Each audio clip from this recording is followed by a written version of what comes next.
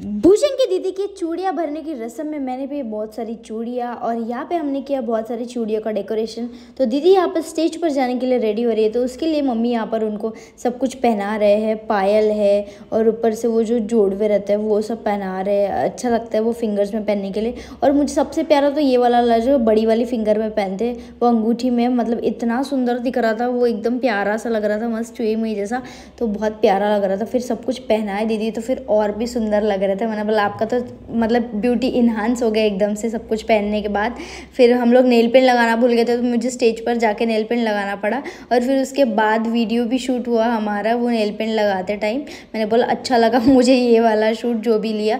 फिर उसके बाद ऐसा कुछ करते हैं, रंगोली बनाते। चूड़ा पहनने से पहले दुल्हन के लिए ऐसे आटे से रंगोली बनानी पड़ती है नीचे। और उसके बाद मैं यहाँ पे फ्लावर का डेकोरेशन कर रही थी। उसके बाद जब वहाँ पे वो आटे का बनाया वो डिज़ाइन, उसके बाद वहाँ पे मैंने फ्लावर्स बनाया। उसके बीच में एक रखा छोटा सा वो जो चूड़ा रहता है जो दीदी को पहनाने वाले थे। और उसके बाद मैंने छोटा सा फ्लावर भी रख दिया उसके ऊपर थोड़ा और डेकोरेशन के लिए। और उसके बाद मैंने सब कुछ उठाया और फिर जितने भी थी चूड़ियाँ फिर उस सबको सजा कर रख दिया। बिकॉज ये वाला जो मेन रखा था वहाँ पे तो वो दीदी पहनने वाली थी। बाकी लोगों के लिए भी लाई थी चूड़ियाँ, जो आते गेस्ट उनके लिए भी चूड़ियाँ पहनाने की रस्म थी।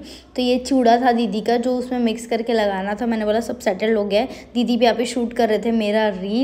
फिर यहाँ पे हम लोगों ने सब कुछ रख दिया। फिर दीदी की एंट्री हो गई है स्टेज पर, यानी स्लो मोशन, क्योंकि कैमरा मैन भी उनका वीडियो ले रहा था। उसके बाद उन्होंने ऐसा कुछ हम मतलब जहाँ पे उनको बैठना था वहाँ की भी पूजा करते थोड़ी बहुत।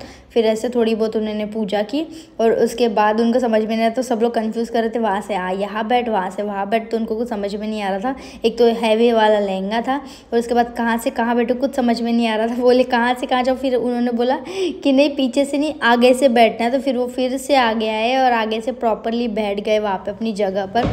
वहाँ पे भी इतना पास में हो गया था कि उनको प्रॉपरली बैठना नहीं हो रहा था, डिज़ाइन करा हुआ था। देखो फ्लावर थोड़े इधर उधर हो गए।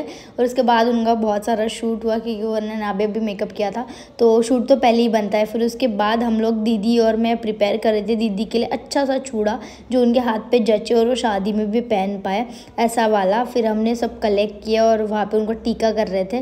और टीका ये देखो मैंने जूड़ा बनाकर रख दिया है। फिर उसके बाद मैं चली गई रेडी होने के लिए। फिर ये देखो वहाँ पे ये तो मैंने शूट नहीं लिया, ये लोग बाकी लोग कैसे चूड़ा पहन रहे सब लोग। फिर मैं भी रेडी होके आ गया और मैंने उनका वेट नहीं किया और अपने हाथों से जितनी मर्जी चाहे उतनी चूड़ियाँ पहन ली एक जैसी निकाल के।